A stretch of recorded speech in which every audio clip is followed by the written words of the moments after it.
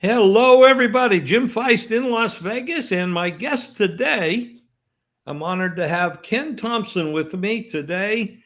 Ken, you've been with Sports X Radio. I believe you've been on radio for 25 years or so. Yeah, it's a little longer than that now. I mean, time goes by. I'll tell you what, Jim, it's funny because my wife, Christina, sometimes she'll overhear me on the phone and I'll be talking to somebody, say like Mark Lawrence, and I'll say, man, it's hard to believe that was 23 years ago. And in the background, you'll hear, it was 34 years ago. And it's like, whoa, you don't realize you're getting older quicker, it seems like these days. But about 30 years now, been doing Sports X Radio. Wasn't always called Sports X Radio. I actually worked with Bob Golick in Southern California, former Raider and Cleveland Brown. Bob and myself and Steve Yeager, we did a show, and then it was just Bob and myself for about 4 years. And I transitioned to Las Vegas in 2000 and did a show with Chuck Edel, who was actually the winner of the VSiN contest last year, football contest. Chuck was my first partner on radio here in Vegas some 24 years ago. And the name of his handicapping company at the time was Sports Executives. And then after a couple of years, Chuck couldn't stay obligated to the show. So he said, you could keep the name KT. I said, no, I don't want to take your business name away. So I'll come up with another name. And I was trying to find something close to Sports Executives. Next thing, I just shortened it to Sports X Radio. And Sports X Radio has been going about 23 and a half years now. So over the years, you have talked to a lot of pretty big, famous people. And you know a lot of people, and you like you said, you spent time in L.A. And I know before we get too deep into it, I'm going to talk a little bit about the unfortunate things that happened this week. Of course, in baseball, we lost a great player to cancer. Ryan Sandberg, the Cubs, he played 15 years there, and I'm sure we crossed paths or at least know of that career. And then, of course, we had the terrible thing that happened in New York with the shooting, and unfortunately, 4 people passed away. Terrible, terrible situations. I mean, people pass away. We know that, but the shooting, I would love to see a way to stop that. But it seems to be getting more and more happens more and more often now than we ever saw it in the past. So I'm sure that did you ever cross paths with Ryan? Yeah, Ryan Sandberg, never crossed paths with him personally, but followed his entire career, of course, with the Cubs. And speaking of Chuck Edel, Chuck was from Chicago, Lincoln Park area, and used to cut school and go to a bunch of those Cubs games. But he actually had just gotten out of high school when Sandberg started his career in '82. And one of the classiest guys, we talked about it yesterday on my show, Sports X Radio, and not only a class act on the field, but off the field as well. Sandberg seemed to do everything right. And, I thought he was in remission, a couple different times, looked like he had beaten his cancer, and then it came back. And at 65, Jim, it's much younger than any of us thought when we're 15, 18, 20 years old growing up. We thought 65 was like, wow, if you make it there, you're ancient. But you realize as you get older that it's not. And that's why they start, the retirement age right around then, so you can enjoy those golden years, so to speak. And, for Sandberg, again, somebody that will go down in history as not only a great player, but a great human being. There's not one person in the world of sports or anywhere else that I've ever heard say a bad word about Ryan Sandberg. Oh, he was definitely loved. I mean, and people, of course, of Chicago, they definitely loved him. But all of baseball, all the people that knew him socially, everything, they have nothing but great things to say about him. The thing in New York is symbolic of a lot of the violence that's going on in the country, whether it's political or whatever the reasons. I mean, I don't know that you can ever get into the mind of a mentally ill person, but that's horrible. A lot of very great people passed away and lost their lives, and affects a lot of people. But may they rest in peace. And I don't know how you transition from talking about things like that to talking about that in sports, because that's what we have to do. There's a lot going on in football. I mean, I start with my favorite guy to pick on, Jerry Jones and the Dallas Cowboys, and the non-signing of Parsons, and the firing McCarthy and bringing in Schottenheimer. I mean, what do you think about those issues And that move. McCarthy was a well-known, talented coach, and Schottenheimer's moving up to a different position, and now the non-signing of Parsons, and that creates some havoc in the clubhouse, and other people look at that and say, "What the hell that's all about?" Yeah, I'll tell you what, Jim. Before I comment on the Cowboys, I want to go back to that shooting in New York. I met several of the Raider superfans, the Gorilla, the Violator, a bunch of these guys at a deal that my buddy put on in Northern California years ago. I think it was 2017. His son was affected by brain trauma, not from college football or NFL, but from high school football. And a lot of folks that played high school football out there will understand that, there's none of this walkthrough or any of this, no equipment. We wear equipment all the time, and you're going to have helmet to helmet all the time in practice. And the brain is still developing, as you're going through, high school years. And so a lot of these kids, you're seeing a lot more parents now not getting their kids into tackle football until later. They're playing flag football now just because they don't want to risk anything like CTE. And apparently this young man who played, and again, not condoning anything outside of it being just ruthless on what happened in New York City, but this stuff with CTE is real.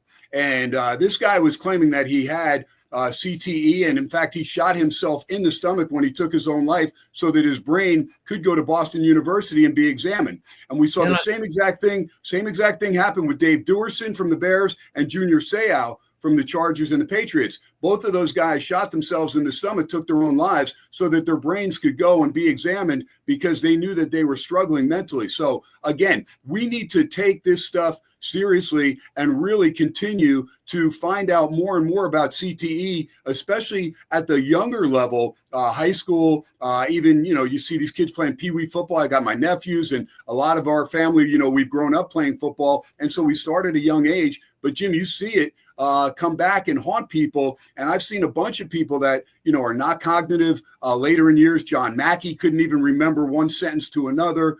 Different players are affected different times. Bob Golick, who I had worked with, Bob said, KT, I don't have anything close to CTE. And I played all these years. So, different players are going to be affected different times based on the amount of concussions they may have suffered. But this is something that needs to be looked into thoroughly.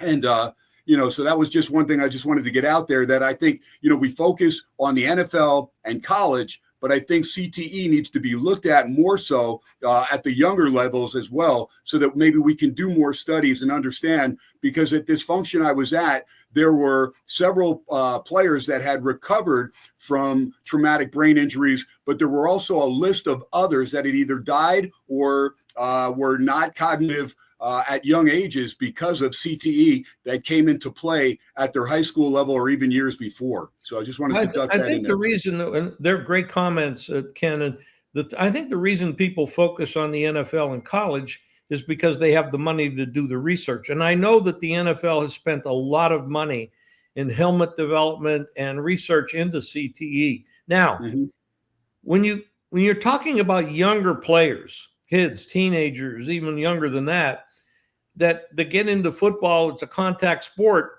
and you're probably right. Maybe they shouldn't be.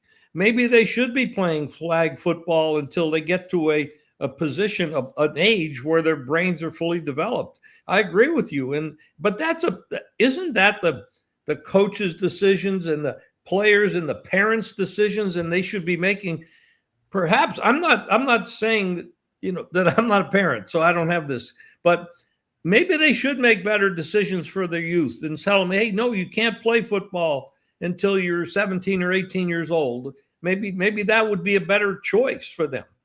Yeah, I mean, we're seeing it from some parents now, again, excelling, they're getting their kids to excel in flag football. But there's, Jim, it's tradition, right? I mean, we're older, so our kids and now some of our grandkids are going to grow up and they're going to continue to play football. It's a risk, yes, and I think we're getting more and more information. So you're seeing more parents, kind of go to the side of maybe not contact football until maybe the kids are a little older. But brains are not even fully developed until early 20s, according to science. So, what are you going to do? There's a risk at everything. It's just like in the NFL. It's a very violent sport.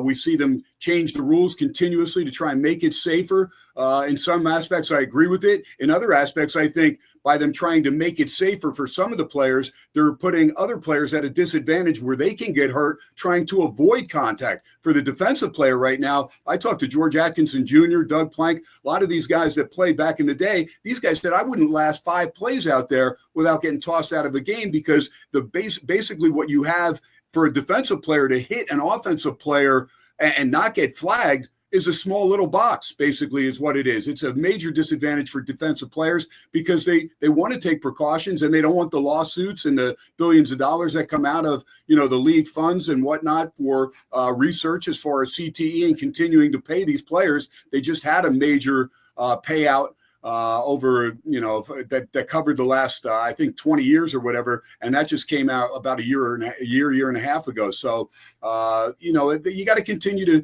to just move forward and do the best you can as far as getting the information, following the science, and trusting those that are examining these brains and seeing what type of consequence it takes, by taking that risk and going forward. And that's why you're seeing other players, Jim, in the NFL retire after just a few years. There was a young man from Wisconsin who just retired, a really good player for the Niners a couple of years ago, had millions of dollars, and just said, you know what, I'm not going to risk my brain anymore. And he was only 29 years old. So, sometimes you're going to see shorter careers, guys saying, you know what, it's not worth it for me to risk my health and not be around for my family.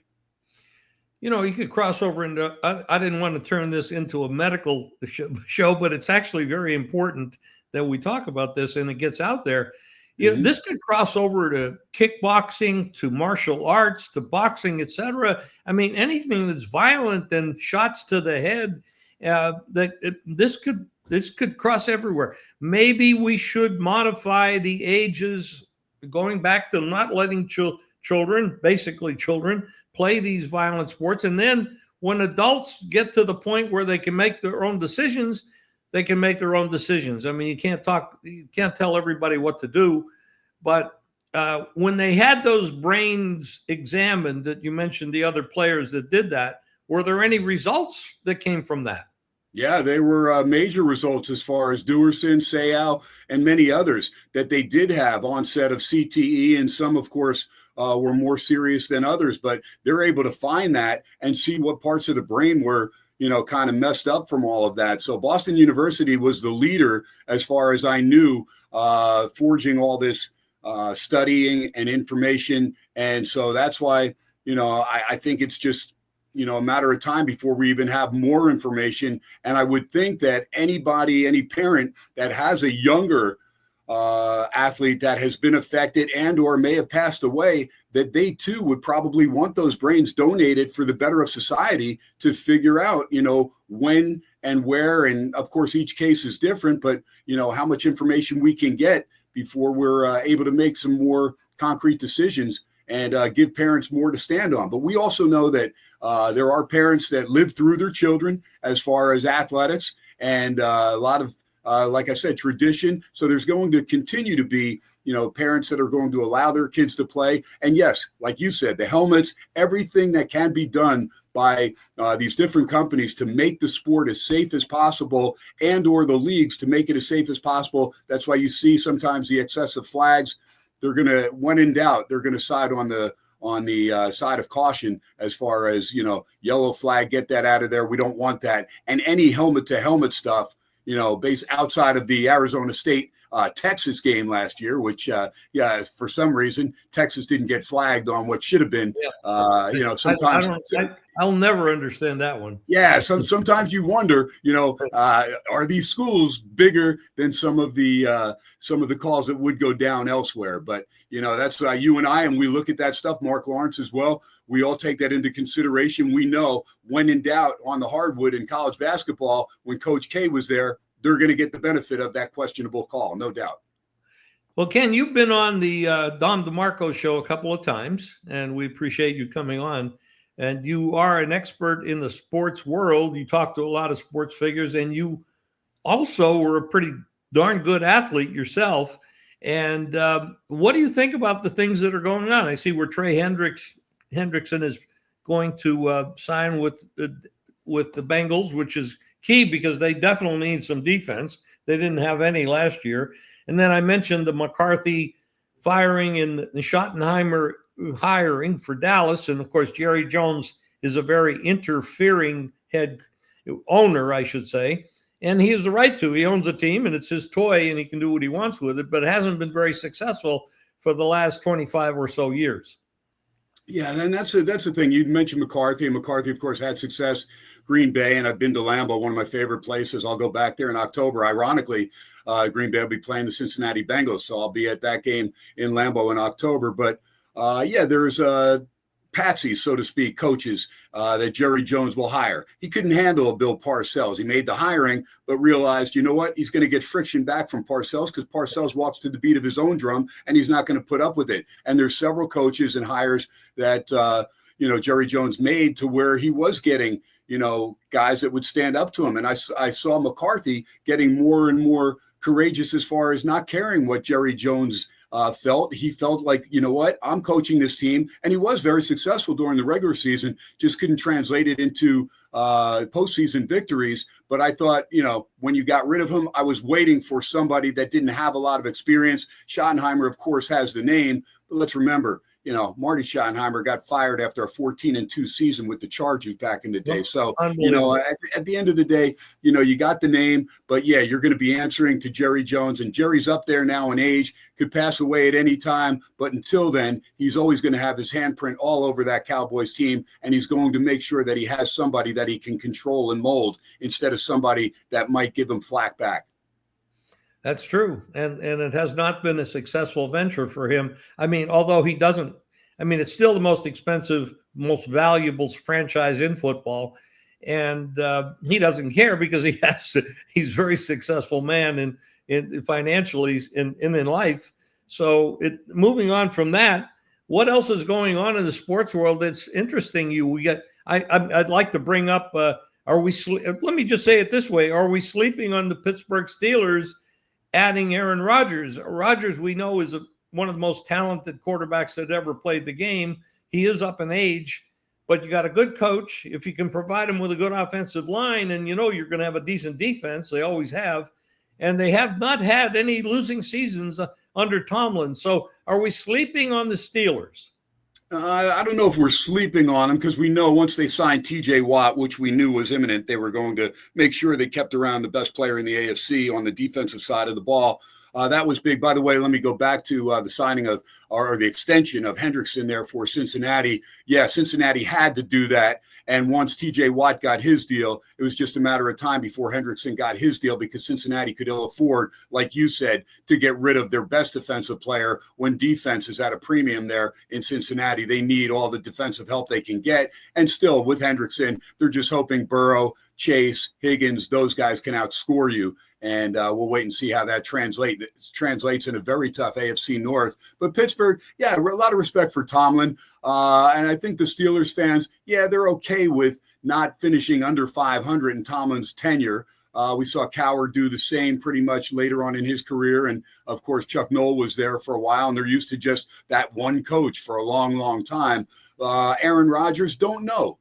Anytime a guy suffers an Achilles injury late in his career, whether it's Kobe Bryant or Aaron Rodgers, I don't know. I think the jury's still out because I think at any time that can go. Like you said, offensive line-wise, can they protect him? They've got a decent run game. They let Najee Harris go, but Warren's pretty good, and they drafted a kid out of Iowa that's special as well. So I think Pittsburgh will be fine. They've got a couple tight ends that are outstanding.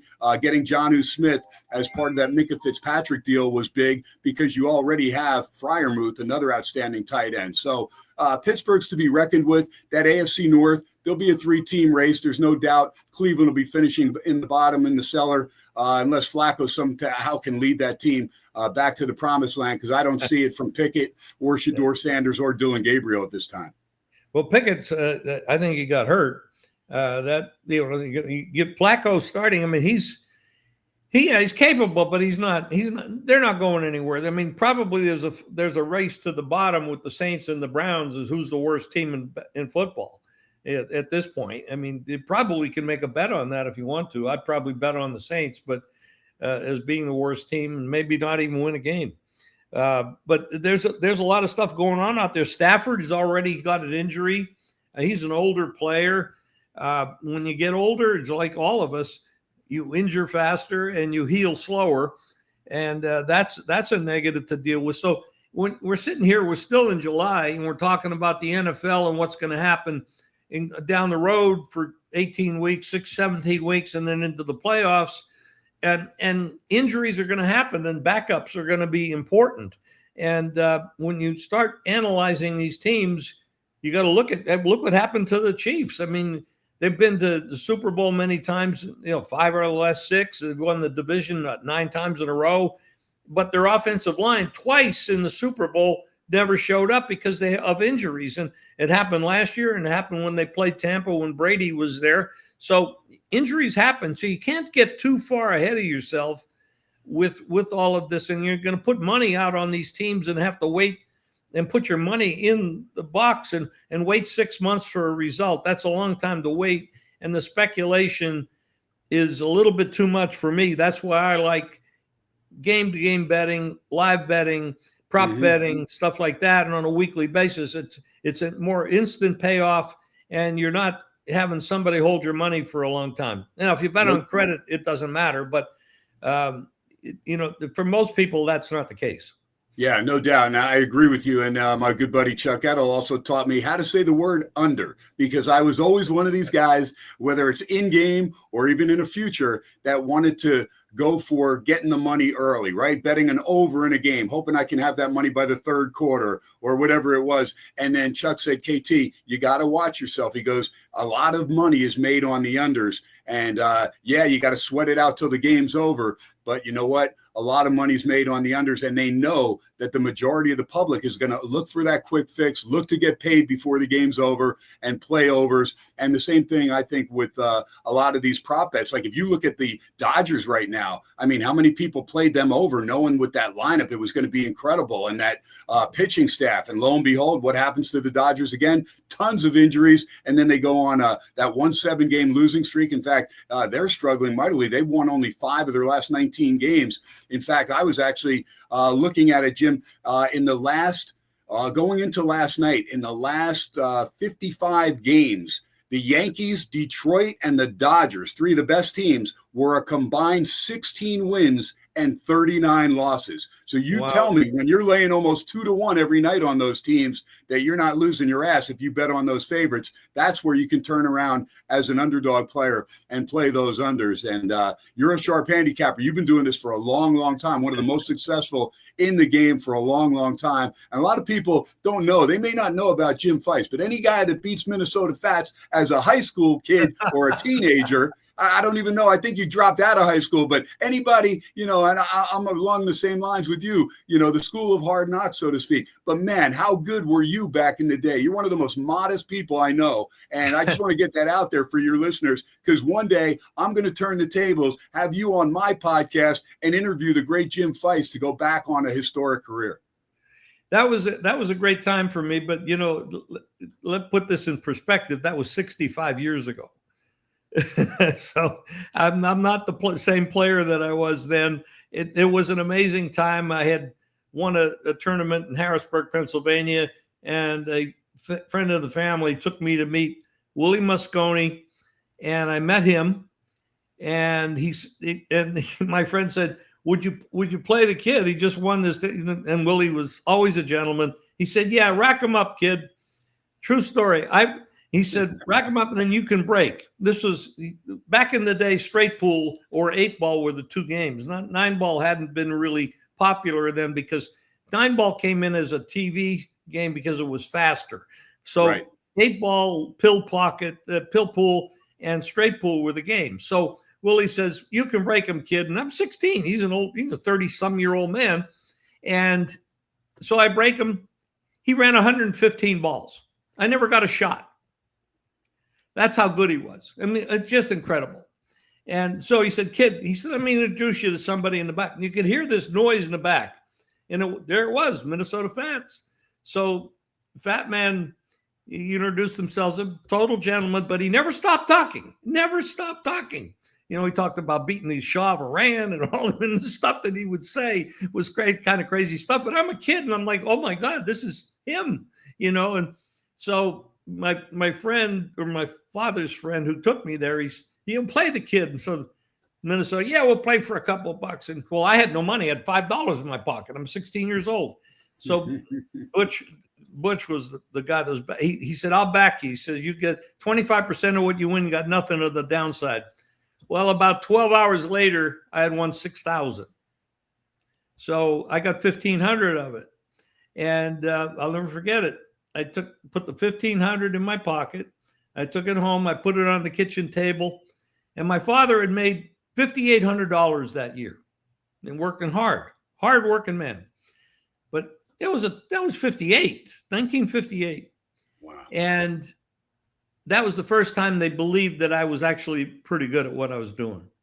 And I had a little bit of a career, and that really helped the family. And that went on for about 5 years. And then it got too difficult to get a game, because once you become good, you got to give up too much weight.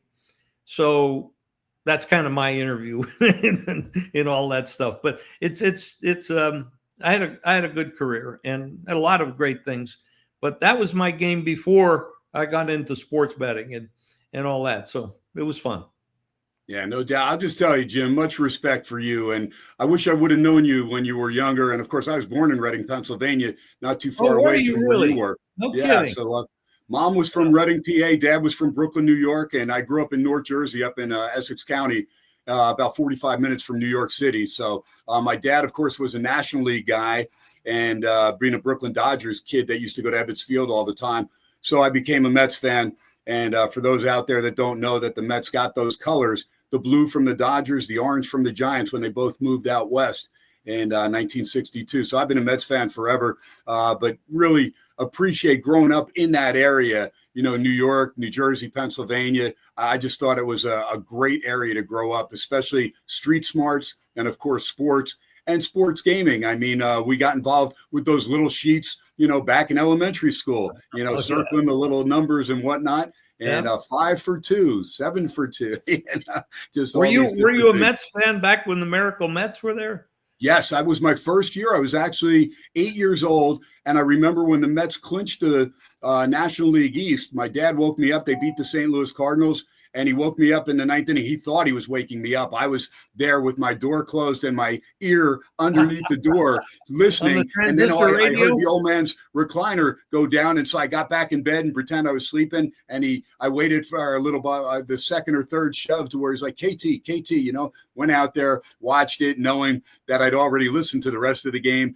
And then, of course, they beat the Braves 3-0 and went on and beat one of the best Orioles teams ever that I believe had 420 game winners with McNally, Cuellar, Dobson, and Palmer. And the Mets end up winning that game, or winning that series 4-1 after dropping the first game. They won 4 straight. And then, of course, 73, they went back to the series and ended up losing to the Oakland A's. But that was a team with Willie Mays in his final year that made it out of nowhere, dead last in September, and somehow with an 83-79 record, knocked off the Big Red Machine. Seaver beating Billingham, I believe, in Game 5 to get there against the swinging A's, who won 3 straight World Series, 72, 73, 74.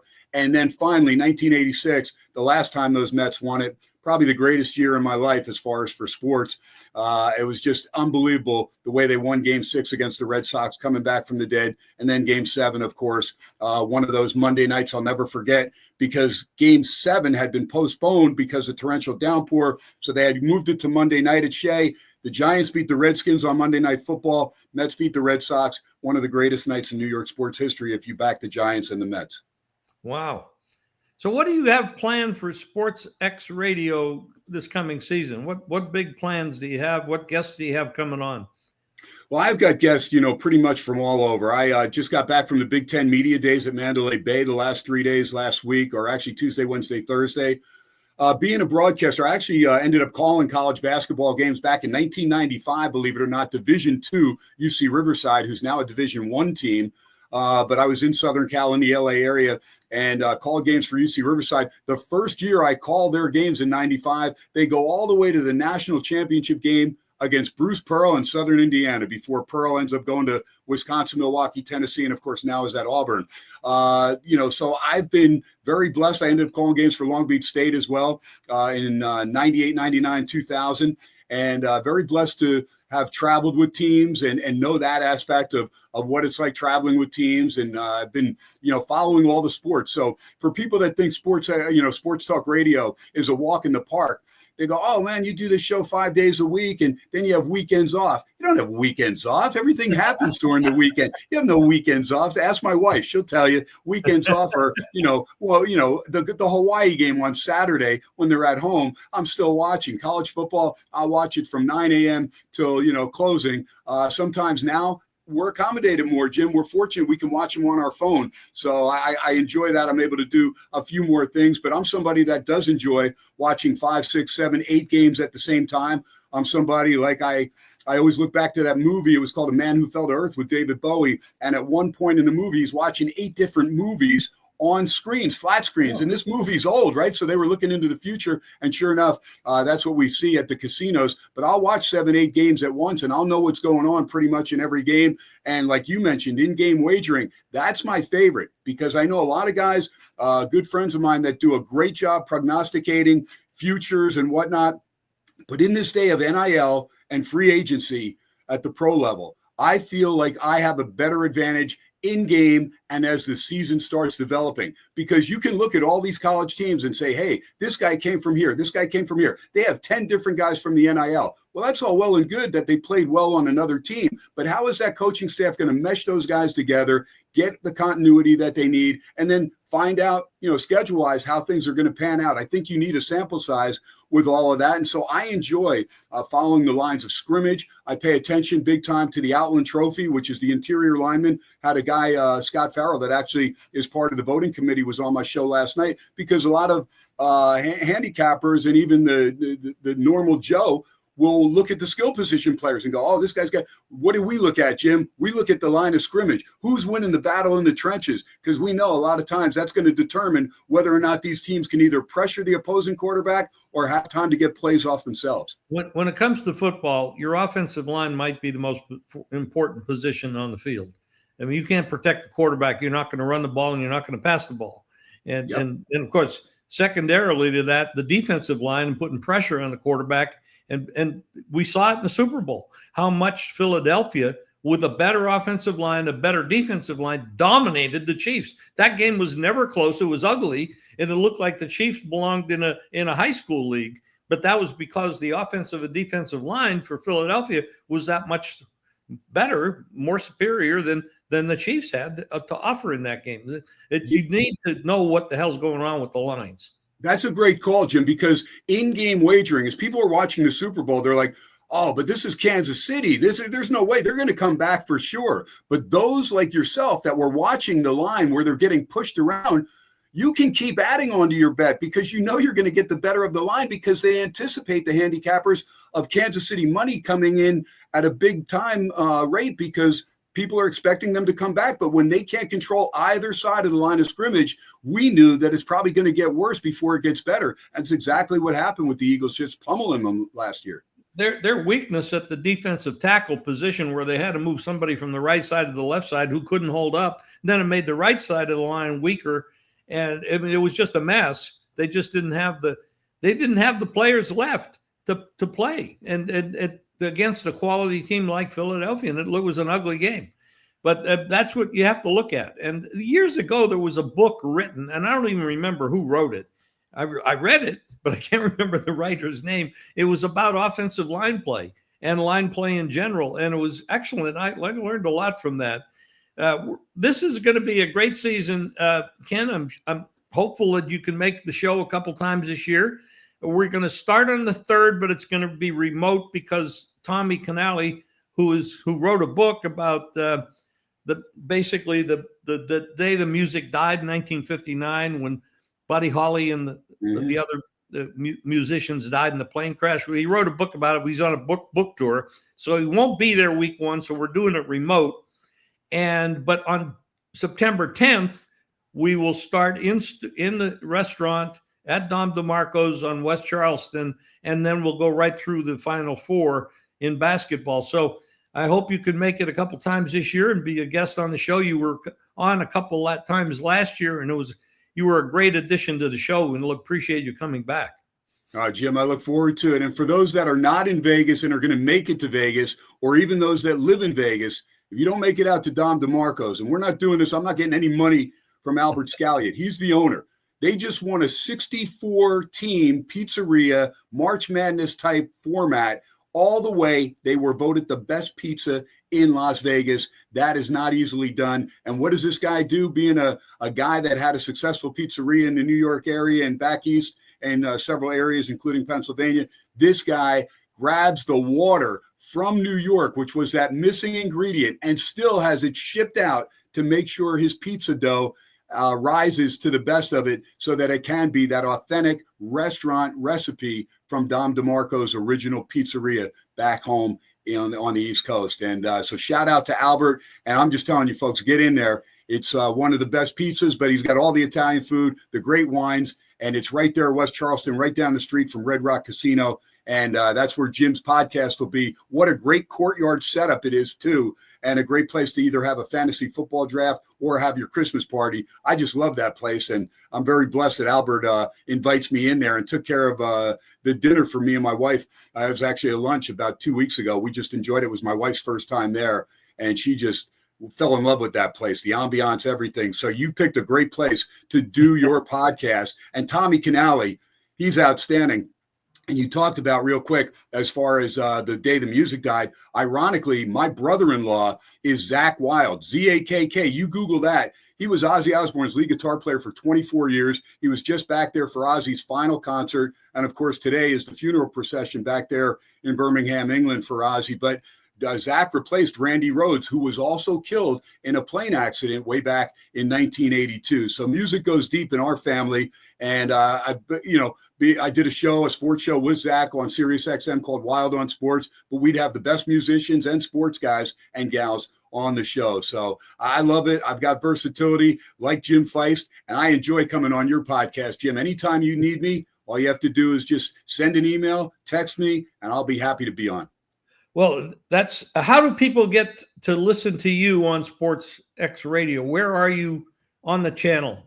Sports X Radio is Monday through Friday, 4 to 6 p.m. Pacific time. It's on AM 1400, 1071 FM, KSHP are the call letters. But if you are outside the state or outside the area, all you have to do is go to sportsxradio.com. That'll come up on your phone, wherever it is. There's a little listen live icon. You just click that and you can have it play from anywhere in the world. And then the archives are up about 2 hours after the show. Take all the commercials out, put it in there for easy listening. And I have the best as far as coaches, players, play-by-play guys. I know pretty much all of them. In fact, Paul Keels from Ohio State just confirmed he'll be on next Wednesday. Got a bunch of other great broadcasters and handicappers as well. And Jim Feist is going to be coming on my show real soon. I just got to nail down a date with Jim. But Mark Lawrence, a good friend of yours, Mark has been on my show for 10 consecutive years. This is his 10th year now on Wednesday nights. He'll be on tonight, in fact, because this is a Wednesday. He'll be on at 7:30 Eastern time, 4:30 Pacific time. And then the great Brad Powers, who I think is one of the best college football guys in the world, he'll be on at 8 o'clock Eastern time, 5 o'clock Pacific tonight on Sports X Radio. But Monday through Friday, 4 to 6 p.m. Pacific time, and KSHP or sportsxradio.com from anywhere, Jim. Awesome, Ken. Thank you. That everybody should listen to that. I know I will be. And Mark and I are pretty close. We work together. We've got Proline TV where this is going to be published on YouTube.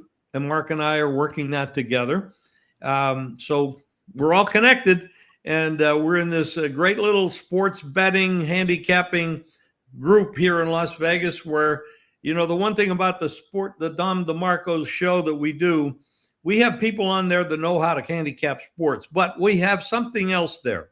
We have people on that show that know how to win betting on sports. Now, that's the unusual part.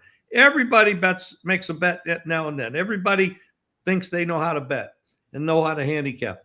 But the people on the show, I would say 95% of them, 97% of them are consistent winners. And that is so unusual. The people on that show are the best of the best. And so we look forward to doing that for our second year. I'm looking forward to it. And Ken, thank you very much for today. This was great. We enjoyed doing this. Thank you. Jim, you know what? And last thing I want to say, you know what? College basketball has been my favorite sport over the years to handicap. And I was invited to the VEASAN college basketball handicapping contest last year for the first time. And Matt Human's a good friend of mine over there. And I remember starting out, I was 2-3 the first week, 2-3 the second week. And then that dreaded 0-5. My goodness, man, you can never, put a price on what you don't want that to happen. The one thing, as long as I go 1-4, I'm all right. But 0-5 is a death sentence. So I started out 4-11. It was a 50-game deal. We entered March Madness. I ended up going 28-2. Best record as far as inside the tournament. I finished 27-21-2 after starting 4-11. Finished with the second best record out of 15 handicappers. So you know what? Sometimes it gets discouraging, but you got to stay with what you know and stay to what you believe and the way you handicap. Don't let too many influence you, but do listen to others that are sharp. And I listen to my Chuck Eddles, my Brad Powers, my Mark Lawrence, Andy Iskoe, Jim Feist, people like that may have an angle on a game that I didn't see. And it may not get me on their side, but it may get me off a side that I thought was the right side. So be open to, having your mind altered a little bit and sometimes even changed. That's what makes a good handicapper. And don't be too down on yourself and don't be too full of yourself thinking that, hey, I'm 9-2. I can't get beat because you could drop 5 in a row. Just ask me. Tough way to make an easy living, right? No doubt. Thank you, Ken. Appreciate it. Jim, I appreciate you. Thank you. And God bless Jim Feist. Thank you. Thank you.